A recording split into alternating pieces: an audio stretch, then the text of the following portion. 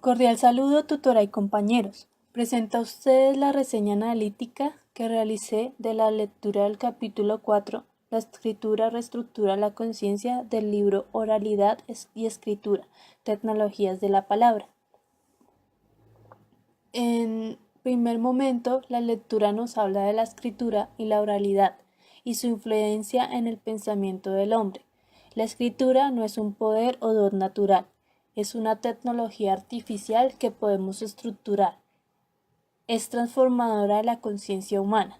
No solo al escribir o leer, sino al hablar la utilizamos para pensar.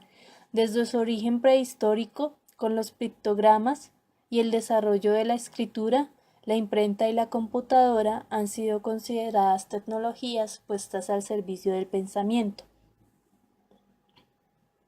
El discurso escrito se separa de su autor a diferencia de la oralidad, porque no se puede poner en duda o cuestionarse directamente al autor. Como bien sabemos, comunicarnos con el autor muchas veces es muy complicado, o han fallecido o simplemente están fuera de nuestro alcance. Los libros y en general todos los medios escritos hoy en día son muy importantes, pero para Platón, en su época, la escritura debilitaba el pensamiento, era un recurso exterior o tecnología. De allí nace el término tecnología para la escritura, que no permitía usar nuestros recursos internos. También era un medio del cual no se obtenía respuesta o explicación sobre lo que allí se encontraba. Un ejemplo de este planteamiento de Platón es la idea o lo que opinan los padres cuando los jóvenes o los niños usan la calculadora. Sin embargo, y a pesar de esta contradicción de un gran pensador, la invención de la imprenta permitió la reproducción de varias obras, lo que ha permitido que el conocimiento fuese asequible a todo el mundo. La escritura es entonces reflexiva y los medios externos simplemente son interiorizados a ese proceso reflexivo. Asimilar la escritura como tecnología es difícil para algunas personas, pero hay que tener en cuenta que usamos un alfabeto previamente reestructurado y que requerimos de soportes o tintas u otros elementos para plasmar lo que queremos dar a conocer, y que la imprenta y la computadora han sido uno de esos medios, y que éstas continúan con lo que desarrolló la escritura. La oralidad sí es considerada del todo natural, ya que todos aprendemos a hablar a menos que tengamos algún impedimento físico o psicológico. Es algo que en cooperación con la sociedad, con nuestra familia, podemos obtener. Entonces la oralidad viene de nuestro inconsciente a diferencia de la escritura, porque esta última está dada por reglas que generamos conscientemente para representar algo definido o que tenga un significado. Cuando interiorizamos y dominamos esta tecnología después de años de práctica, la hacemos parte de nosotros. Ahí ya podemos decir que es una segunda naturaleza o parte psicológica de sí mismos. Años y años de evolución que comenzaron con los sumerios en Mesopotamia, para el año 3500 a.C. Antes de ello todo se representaba con símbolos, ideogramas y pictogramas, o dibujos que representaban las cosas. Esto generaba infinidad de grafías que al querer expresar una idea representaban muchas a la vez. Con el desarrollo de un sistema codificado de signos y el establecimiento de reglas para su uso, se simplificó la escritura, y ya era más fácil su interpretación o darlas a conocer. El alfabeto se estableció para todo el mundo, independiente del idioma, lo que ha permitido mejorar la comunicación y con ella potenciar el conocimiento entre las personas.